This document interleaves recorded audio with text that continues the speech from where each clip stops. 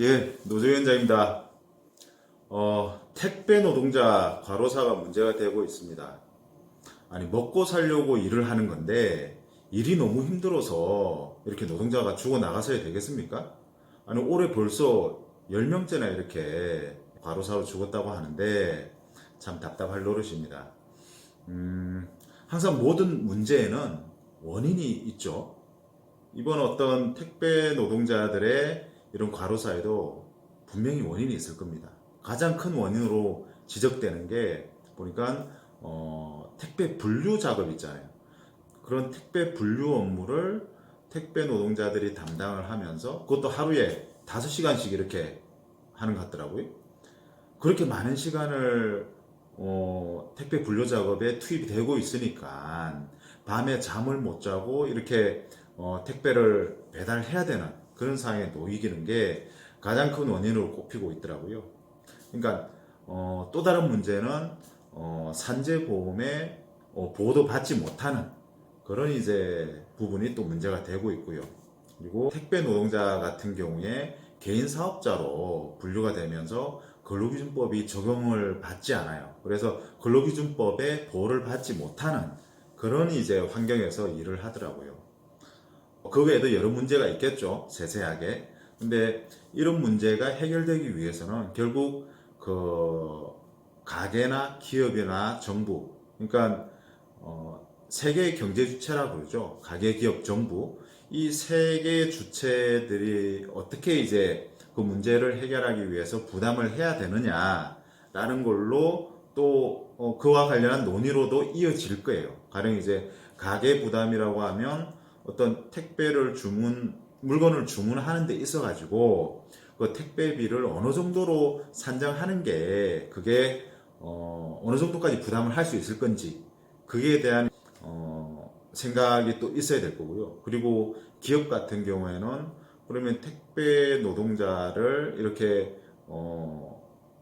같이 일을 하는데 어느 정도까지 회사에서 부담을 해야 될지 가령 그 택배 분류 업무라는 것을 지금은 택배 노동자들의 업무로 이렇게 두고 있는데 별도의 택배 분류 업무를 담당하는 사람을 회사가 부담을 해서 뽑아야 되는 건지 그에 대한 이제 뭐 고민이나 이런 게 있어야 될 거고요.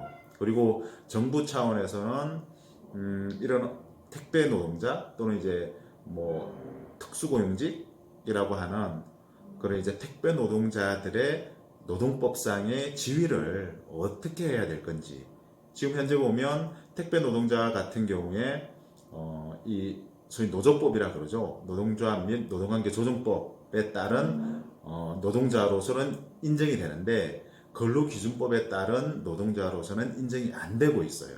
그렇기 때문에 근로기준법의 보호를 못 받고 있는 거거든요.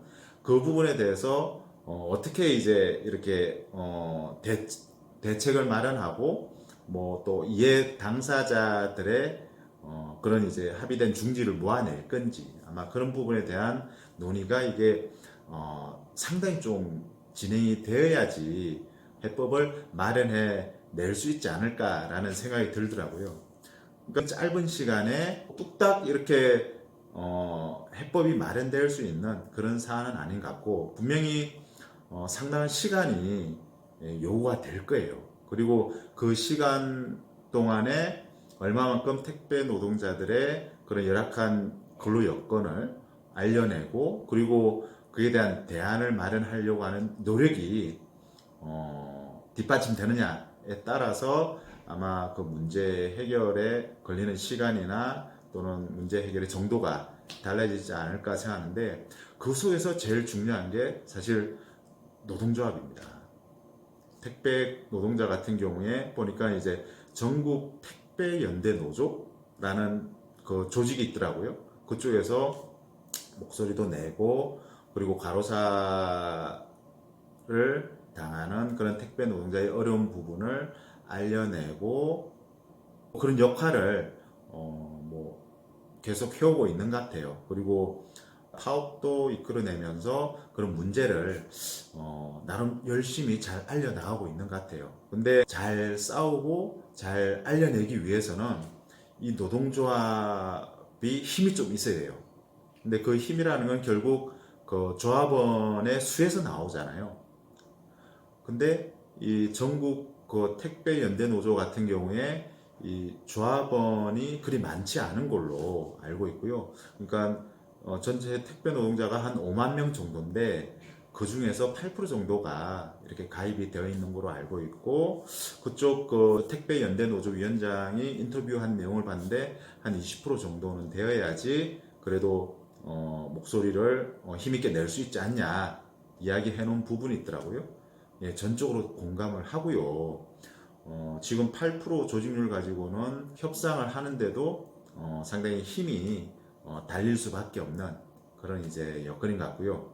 그러니까 이런 어떤 택배 노동자들의 그런 과로사 문제, 뭐 과로사 문제뿐만 아니고 여러 이제 열악한 문제가 놓여 있을 건데, 그 문제를 해결하기 위해서는 정말 택배 연대 노조의 조직률이 좀 더 높아져야 될 필요가 있다고 생각합니다. 그리고 물론 이제 아시겠지만 어떤 노조의 힘이라는 것은 결국 얼마만큼의 당사자들이 참여를 해서 같이 목소리를 내어주느냐에 따라서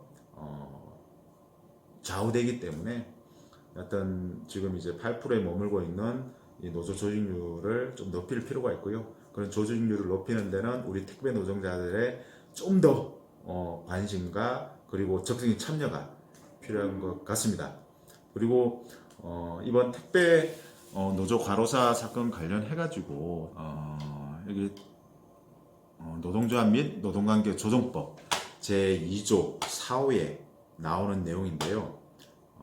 제가 한번 읽어보겠습니다. 노동조합이라 함은 근로자가 주체가 되어 자주적으로 단결하여 근로조건의 유지 개선, 기타 근로자의 경제적, 사회적 지위의 향상을 도모함을 목적으로 조직하는 단체 또는 그 연합단체를 말한다 라고 되어 있습니다.